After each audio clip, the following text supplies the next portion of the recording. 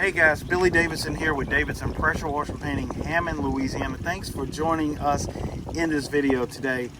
Today in this video, we're going to talk about pressure washers in buffer tanks, why we use a buffer tank, why you may have to use a buffer tank, and maybe you don't. So maybe this video will help you.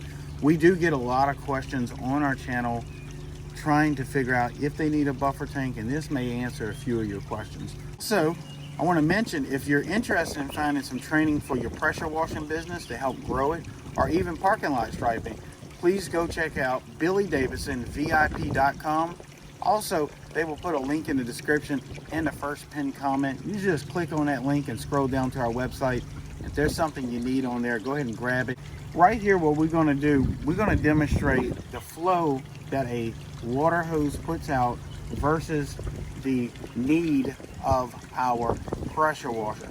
So what I'm going to do, I'm going to fill this tank up for 1 minute, see how many gallons we get out of a water hose, and then we're going to talk a little bit more on the other side. All right guys, what I'm going to do, I'm going to test the flow of this water hose. And this water faucet happens to be a really good flow, so this would feed a machine, but it may not. So we're going to see how much it takes over a 1 minute period of time to fill this tank, and we're going to talk to you about that. So here we go. We got a stop clock going as we go now.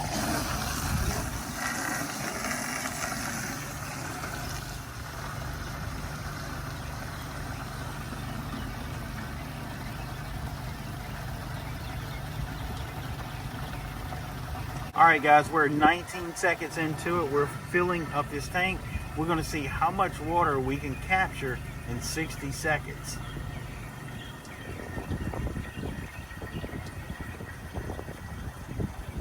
"45 seconds into it, we're still filling our tank.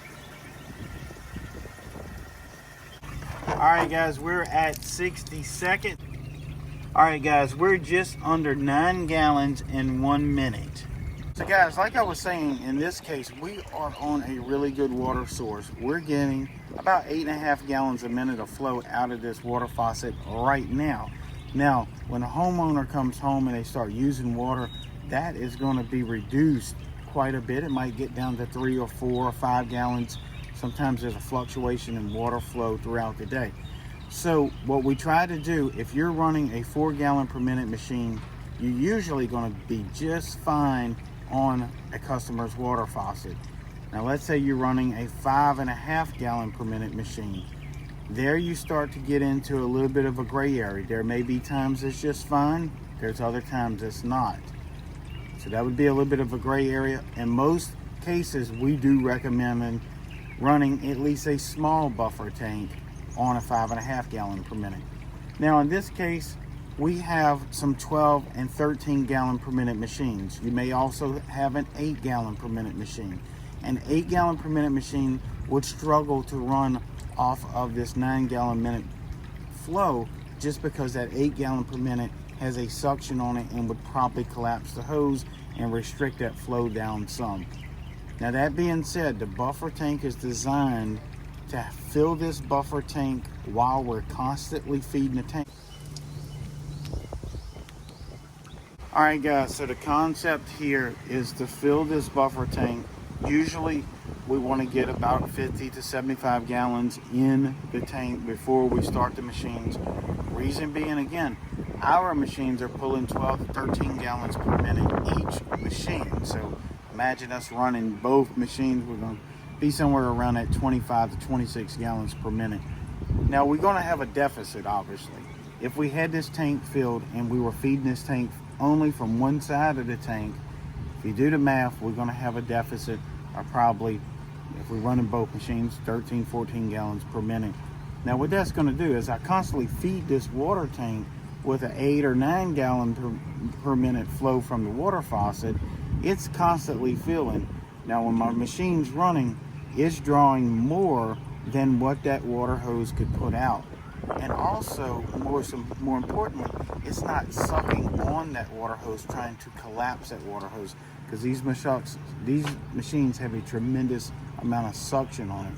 So what happens, the water tank feeds the pressure washer, the water hose feeds the water tank.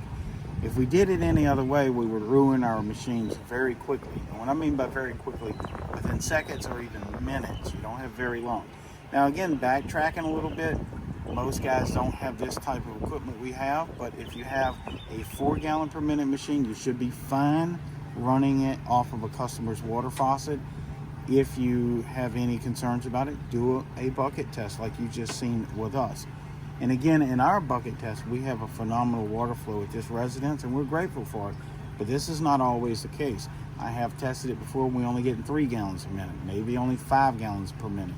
There again, that 5.5 gallon per minute machine would need a small buffer tank. Usually 50-60 gallons is sufficient for a 5.5 gallon per minute machine. The 8 gallon per minute machines, you want a buffer tank of at least 100 gallons.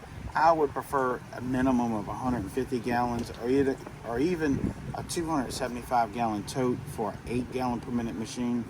Now when you get into these larger machines that push 11, 12, 13 gallons per minute, you can see this tank behind us is about a 330 gallon tank, so that's more recommended. And on up from there, 500 gallon buffer tank is very common in the industry with these higher flow machines. And again, that is because we can draw the water into the tank while we're getting things set up, contacting the customer, getting cars moved, that sort of thing.